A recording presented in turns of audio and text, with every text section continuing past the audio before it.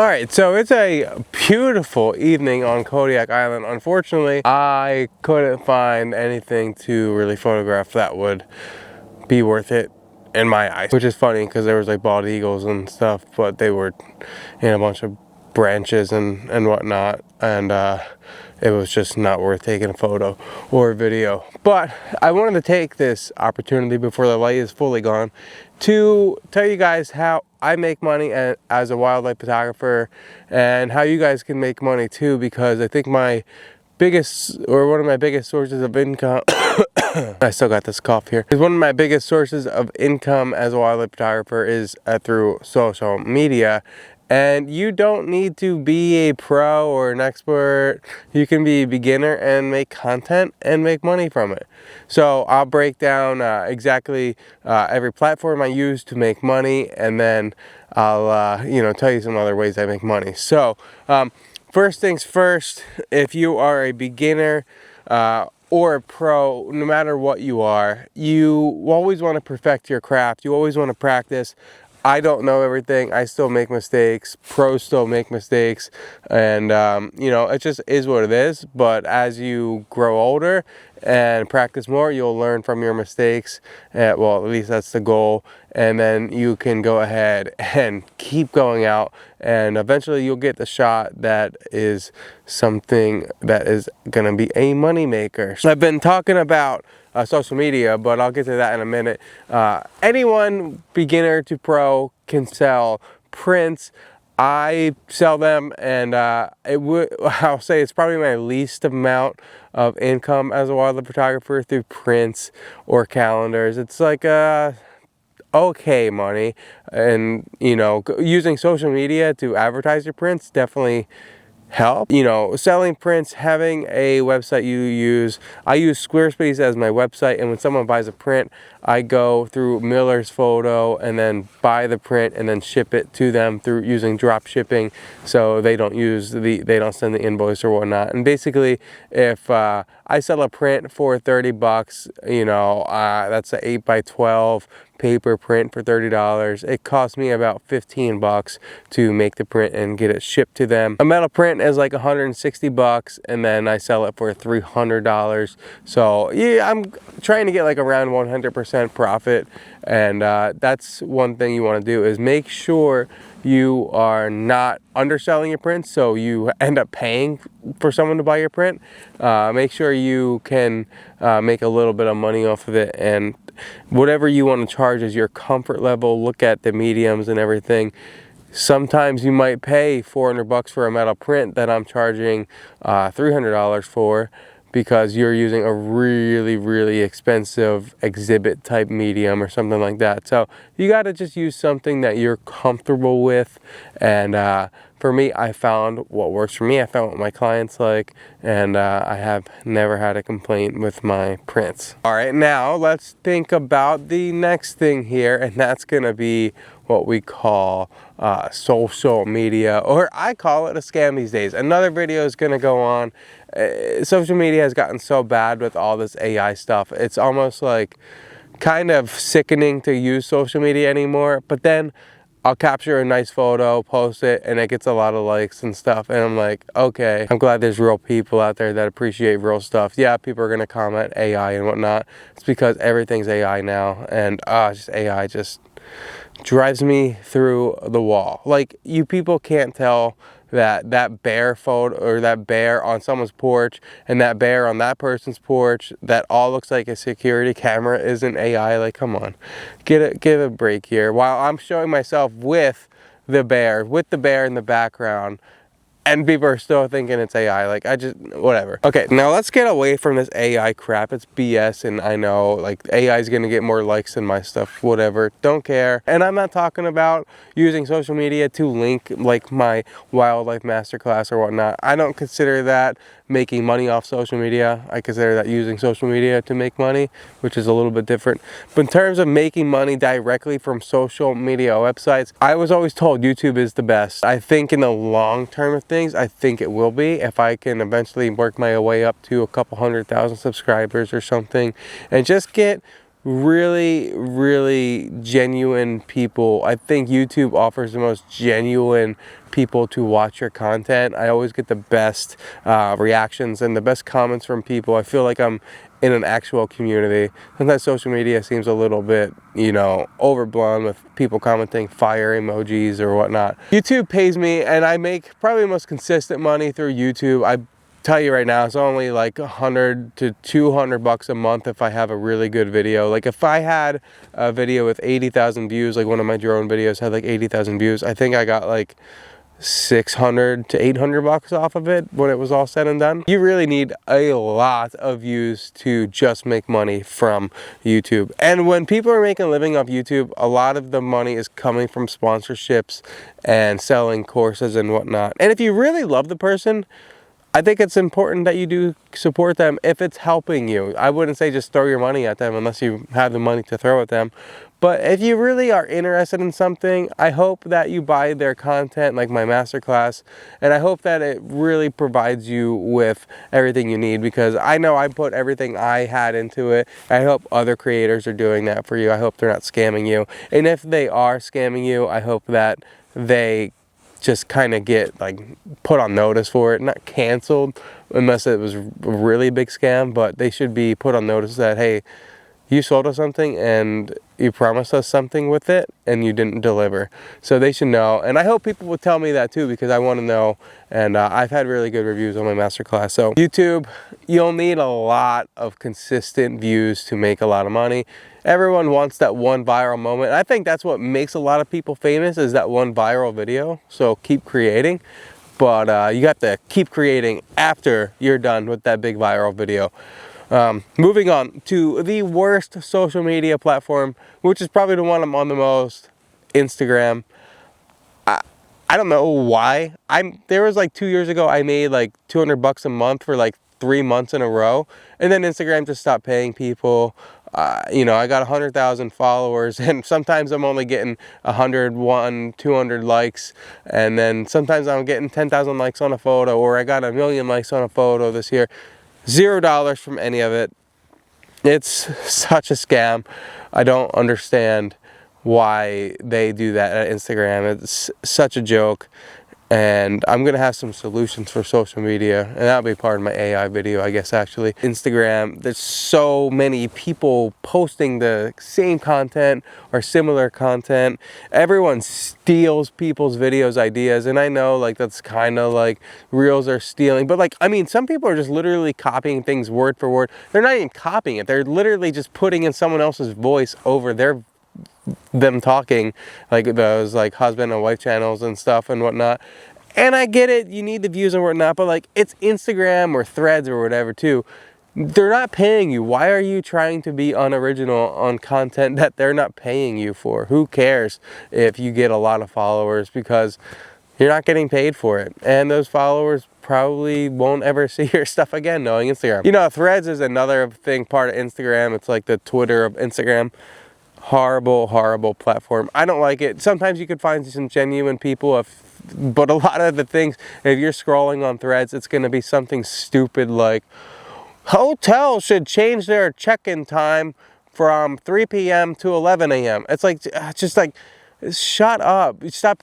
I think Instagram or Threads or whatever, I literally think they make fake accounts to post stuff for engagement. Like, fake accounts need engagement to keep their app alive or something. Twitter, another app I was disgusted with. I went off of it for 4 months. I kept seeing things I didn't care about. Like, I do a lot of sports stuff, and I'm a New York Jets fan, but I started seeing like, why am I seeing Patriots fan pages on my Twitter profile? Like, I don't care about you. And so I deleted it for a while, and then I ended up downloading Twitter again, and I posted a video or a photo or a couple photos.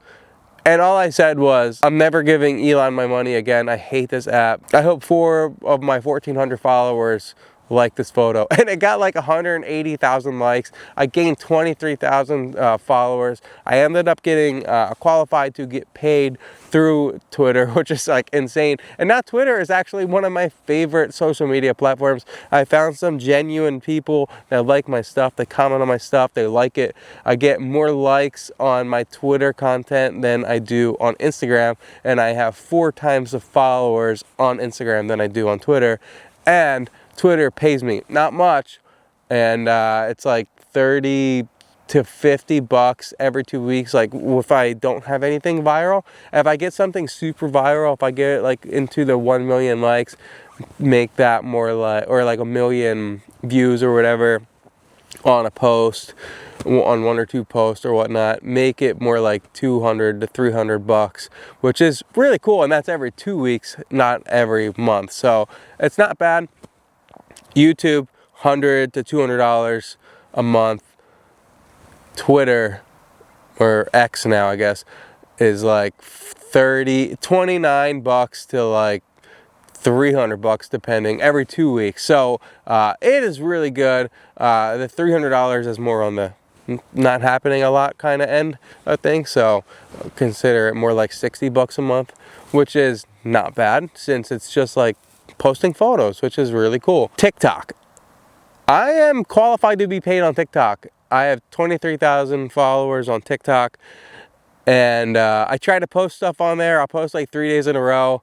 Each video gets exactly the same amount of views. It's like TikTok hits that number and is like, yep, we don't care about your content, so we won't show it to you. Even though Instagram just like 100 million people liked it, and Twitter just 100 million people liked it, but it's not really worth it on TikTok. And then I had a couple videos that did get like 100 to 200,000 views, and I didn't get $1. Like it says I have $0 balance. So I don't know how people are getting paid on TikTok if I'm doing something wrong. It says I was qualified to enter the creator rewards program, so that's what I did. And TikTok is my least like favorite in general to go on. I don't even go on it to scroll. I go on it just to post, and then I log right off or close the app. Man, like TikTok, I don't know. Like if I was making money, maybe I'd use it more, but it's one of those apps I just don't really care about. Finally, the last app that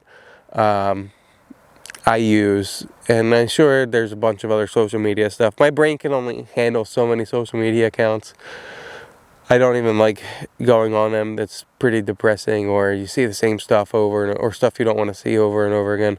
But Facebook is unreal, and I don't know how I made more money on Facebook than I have on any other social media in 3-4 years of being qualified to be paid on YouTube or whatnot. So let's talk about my Facebook payments here. Well, let's see. I had about 6.9K followers on Facebook. I posted a reel, 30 million views, but I used a song by Stained, and it was fully copyright. I didn't get any money from it. And I was like, oh, whatever. I went from 6.9K followers, making no money. I mean, I was getting like, let's say 30 to 40 bucks from Facebook, just posting to my followers, my 6.9K followers. It's getting like 30 to 40 bucks a month, just posting photos and videos. Then I posted a video that had the Stained song in it. Since it was copyright, didn't get any money off of it, but I went from 7K to like 100K followers. A couple weeks later, I go to Katmai, get some cool stuff, come home, post a video with no copyright music, and went viral. Couple million views, like 30 million. Nah, it's less than the Ermin one, which was by Stain. So it was more like 15 million views, and I got about 4,500 bucks over a 3-month period through Facebook, which is pretty awesome. And I went from 6.9K to 100K to now I have like 207,000 followers on Facebook. Now I was like getting like 100 bucks a day on Facebook for a little bit, and instantly, like once that video stopped going viral, it went back down to like $1 a day. Like not even a gradual, like, you know, declined. It just was like poof, $100 to $1 a day. I do recommend that you guys use Facebook. I get probably the most amount of purchases. It's between Twitter and Facebook, people buying my masterclass or buying a workshop, which I'll talk about in a little bit. But buying stuff from me, my prints and whatnot, probably say Facebook is the most, and then Twitter. But actually this year, I think since I went viral, Twitter was a little better. But yeah, Facebook, I highly recommend using that platform. I don't know why Meta is Instagram and Facebook and only Facebook pays, but whatever. I try to be consistent on Facebook now that I know there's a huge potential. So that's all the social media stuff, like pretty dang decent. I'm not gonna lie, like $4,500, and that's just a 3-month period, just from one video, which is really cool. The next thing would be what I just kind of touched on, is workshops, and this is definitely not for your beginners. Obviously, beginners shouldn't be hosting workshops unless they really know the area or something. You know, you shouldn't be guiding unless you're really confident in the animal or your area or something. But workshops, like if I host a workshop, you have to pay for everyone's lodging, and you know, if you have to pay for flights or whatever it might be, food. Once you get all those expenses down, and then you kind of, you know, choose your comfort range to make money off of people. Sergius and I will be hosting a Churchill workshop coming up here in September of 2026. I was just there 2 months ago, September 2025, and I will be going back. I'm really excited that there will be a link in the description if you guys want to go to Churchill to see polar bears and beluga whales and the aurora, if these guys want to cooperate. If you are really good at what you do, workshops will probably, in guiding, probably will make you the most money. That's probably how most people can go full-time as a wildlife photographer or videographer. But it's pretty niche, and you have to be really good, and you have to be able to handle long days, long weeks, long months of, you know, whatever it might be. It depends what you want to do, but if you're going to do it full-time, you'll need to do that. And I'm in a position in my life, and I'll kind of talk about this right now. I make really good money. I'm an X-ray tech full-time, and I make really good money here on Kodiak Island since I'm the only X-ray tech at this building, pretty remote. And it's really hard for me to be able to just quit everything to focus on photography full-time. I think I personally could find a way to make it work, but it would be a huge risk. And when you have a wife of 5 years and a child that's only 2.5, it's just a risk that I don't want to take right now. And I hope there will be a day where I can take the risk, but right now I just can't. But if you're leaving a, let's say, 6-figure job or a really high-paying job to do photography full-time, that's a lot harder than leaving a minimum wage job. I see people say, I quit my job to do photography. Well, it turns out they worked at Starbucks twice a week for 3 months a year to begin with. So it's like, yeah, you could easily quit your job if you're not making any money. And there's nothing wrong with that. Like, I'm not talking trash on you guys or whatnot. Like, I'm not speaking negative. I'm just saying, it's just factual, like that it's really hard to leave a high-paying job when you already have a mortgage and car payments and loans on stuff and whatnot. It's versus someone that doesn't have any car payments or mortgage and they just pay rent, or that's a lot cheaper or whatnot. So that's just the reality. So if you are in a position where you can quit your job and do photography full-time, go for it. Like, and then the super most niche thing is going to be your wildlife videographers or Nat Geo photographers. Like, that is very rare that people will be invited to it. I haven't done it. I know people have. Another one of those things, you're probably gonna have to sign a 4-month lease. Can you leave, or a 4-month like contract to go sit in one place for 4 months? Can you do that? Can you leave your wife and child for 4 months? Can you leave your job for 4 months? I can't. Like, I just literally can't. So a Nat Geo filmmaker or BBC filmmaker or whatnot, kind of out of the question, unless they just called me right now and said, hey, we love your stuff, we love you, we'll give you $3 million for 4 months. Can you leave your family for that? I'm like, okay, yeah, I could do that. But Yeah, definitely the hardest niche, the hardest thing to do. For wildlife photography in general is the hardest photography business to make money off of. You can't just walk up to a bear and say, "Hi, can I take your photo? I would love for you to post for me." They might post for you, but I don't know who's paying you besides people that hopefully see your photos and then maybe buy them. It's hard. It's really hard. People message me, how do I do it full time? I don't. I just don't do photography full time. I wish I do. I try to put as much time in it as possible, whether I'm editing or going out. And when you have a young kid, and it's hard. I cannot leave my wife as much as I used to going on these trips. Now, if I go on a trip and it's fully paid for and it's like something I really enjoy, my wife is really happy to let me go. But if it's just me going out to look for animals every night, I can't really do that anymore. So if I do get time like tonight, like a bald eagle just flew over there. Maybe you guys saw it in the camera, I don't know. But yeah, if you guys do get a chance to, you know, quit your job, or, you know, if you have a family that's really supportive of you, take the opportunity. Don't just stick to your 9-to-5 job, or don't stick to a life that you're not happy with. Do everything you can to do what you're happy with. And that's the thing with me, is I'm really happy with how everything is. I think I've got a very well balanced life between photography and my family life and work. Do anything to just leave that job full time to do photography full time, but it's not just like going down the road and taking photos of a squirrel on the side of a tree. So I hope that this video kind of helped you out, maybe inspire you to post on Facebook, maybe inspire you to post at all, or maybe you realize wildlife photography isn't for you, or maybe you realize I might be really good at something and I know the back of Yellowstone like this. So I am going to leave that here. I ranted a lot, but I wanted to have a little intimate conversation with you and the reality of making money. And people will say, you know, could you do it for the rest of your life if you didn't make money? Yeah. And I have done that before I made money, and I really enjoyed it. I probably enjoyed it more before I made any money. But the more expensive camera equipment gets and the better you want to be, the more expensive your lenses are going to be.